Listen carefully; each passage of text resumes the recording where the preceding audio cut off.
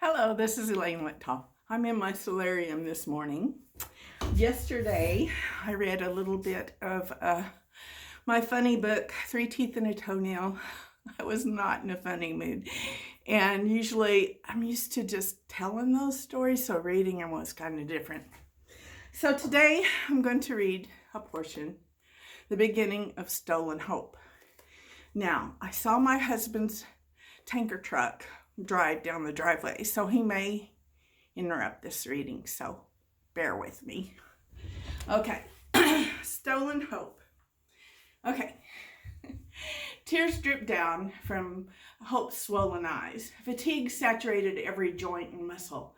It had already been a tiresome day, and she didn't have the strength to cope anymore. Excuse me, I'm almost out of breath because I watered all the flowers in the greenhouse. So I'm a little, anyway. She didn't have the strength to cope anymore. She pulled and struggled against the restraints that held her tightly in the darkness of the trunk of her vehicle.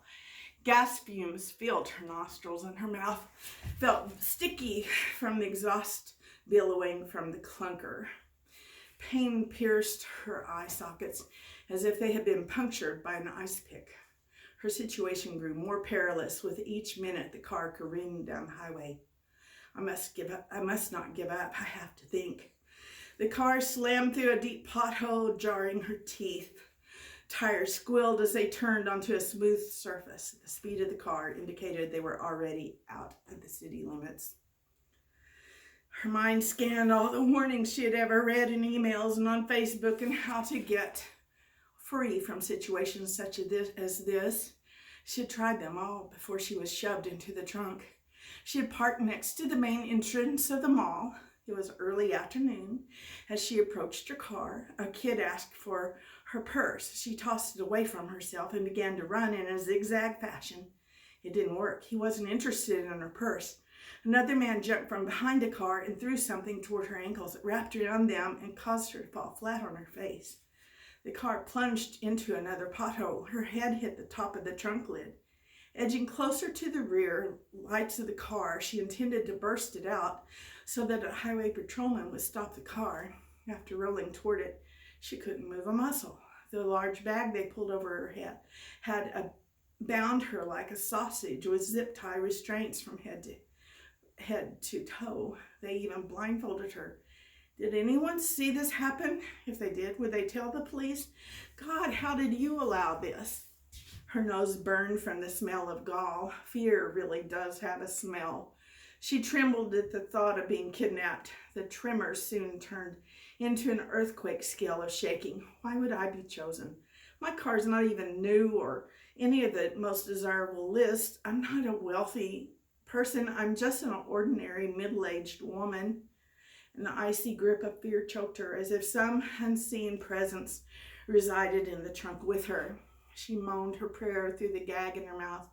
I'm a child of the Most High God. I will not fear, even if I'm facing death. The grip on her throat was still there, but it lessened. I'm a coward. God, you know I'm a coward. I've always said I'd hang on to you no matter what happened. I'm not sure I can do this. I'm afraid, so afraid. There's no way I can bring you glory in this fear. Help me through this.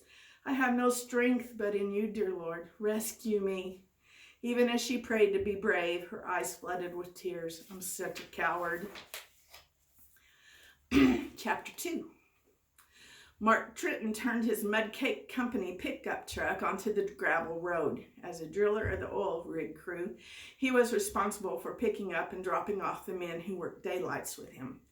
The dairy can, George, was to be dropped off, and there was a problem in his house. As soon as he drove into the man's driveway, George's wife ran to the car, ranted something in Spanish. Mark understood a little of the language and determined there was some catastrophe involving the plumbing.